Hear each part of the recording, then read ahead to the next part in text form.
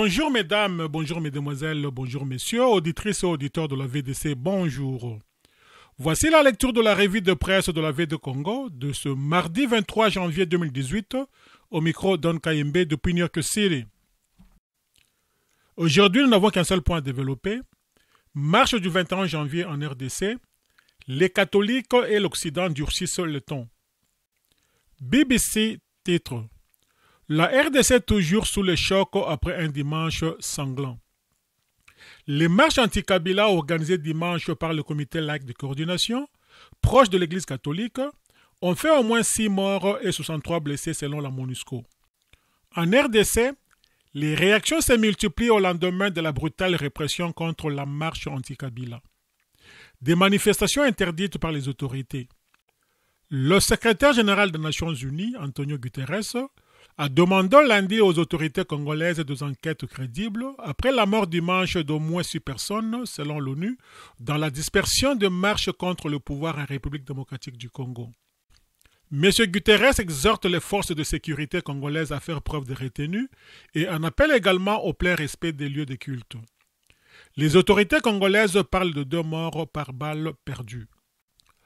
Présents dimanche sur terrain, les observateurs de l'ONU ont enquêté lundi à Kinshasa sur les victimes, rapporte BBC. Tout comme les Nations Unies, l'Annonciature apostolique à Kinshasa et la conférence épiscopale donnent un bilan provisoire de 6 morts. Dans toute la RDC, 61 paroisses ont été visées, selon l'Annonciature, dont 40 en Buji-Mayi et 13 dans la capitale, Kinshasa, qui en compte environ 160, fait remarquer BBC. Actualité.cd titre RDC, sommes-nous dans une prison à ciel ouvert s'interroge le cardinal Mosengo. L'archevêque de Kinshasa, le cardinal Laurent Mosengo Passignan, a, dans un message fort, réagi après les événements du dimanche 21 janvier où la répression de marches pacifiques par les forces de l'ordre a une fois de plus donné lieu à des pertes en vies humaines. Le numéro 1 de l'Église catholique en RDC regrette qu'après la promesse du chef de la police de ne faire aucune victime, l'on compte encore des morts, en plus des arrestations et des vols de biens des citoyens. Nous avons encore compté des morts, des blessés, des arrestations de prêtres, des religieuses et de plusieurs laïcs, des vols, des extorsions de biens des citoyens, alors que le chef de la police avait annoncé la consigne selon laquelle il n'y aura aucun décès, 0 décès, que le droit humain serait respecté, que nini. Dans un ton élevé, l'archevêque de Kinshasa s'interroge sur le sens de l'exercice du pouvoir par les autorités actuelles au vu des actes commis par les forces de l'ordre sur des citoyens pacifiques. Qu'avons-nous pas vu? Déjà la veille, le 20 janvier, en pleine journée, les barrières ont été érigées pour fouiller des véhicules et vérifier les identités de passagers. Nous sommes dans une prison à ciel ouvert.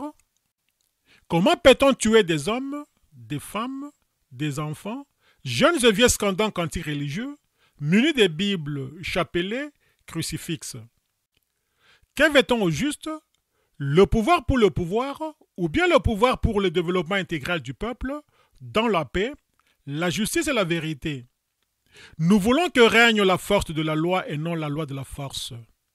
Comme la Cinco, le cardinal demande aussi aux chrétiens de ne pas céder au désir de violence.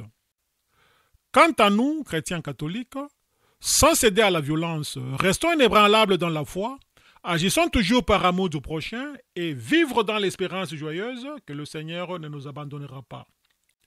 Vivement critiqué par les autorités du pays pour sa prise de position à la suite des événements du 31 décembre dernier, le cardinal Mosengo avait prévenu, dans une interview accordée à la Radio Vatican, de continuer à parler sans relâche. Nous parlerons à temps et à contre-temps, avait martelé l'archevêque. AFP titre pour sa part, marche réprimée en RDC, les catholiques et l'Occident durcissent les tons. Les Nations Unies et les pays occidentaux ont durci les tons vers Kinshasa après la répression sanglante dimanche de marche anti-Kabila organisée à l'initiative des catholiques qui demandent aux Congolais de rester mobilisés et même inébranlables. 2 jours après avoir fait état de 6 morts dans les violences à Kinshasa, les Nations Unies enquêtaient toujours mardi sur plusieurs autres possibles victimes de forces de sécurité. Les autorités parlent de 2 morts, note l'AFP. Les Nations Unies ont révélé mardi qu'un de leurs observateurs de droits de l'homme à Kinshasa avait été blessé après avoir été frappé à coups de pied et de poing par les forces de l'ordre. La police militaire a également tiré des gaz lacrymogènes vers au moins 3 patrouilles des Nations Unies, a fait savoir les hauts commissariats des droits de l'homme à Genève. La mission des Nations Unies en République démocratique du Congo, MONUSCO en sigle, est en train de discuter de cet incident avec les autorités, selon les hauts commissariats. Les autorités congolaises n'auraient pas apprécié les déploiements à Kinshasa de 100 à 200 casques bleus et d'une cinquantaine d'observateurs pour protéger les civils et relever d'éventuelles violences. Elles n'auraient pas davantage apprécié l'annonce à temps réel du bilan des morts par la MONUSCO. Membre permanent du Conseil de sécurité, les États-Unis et la Grande-Bretagne se sont déclarés consternés par les violences perpétrées par les forces de sécurité dans un communiqué conjoint de leurs ambassades.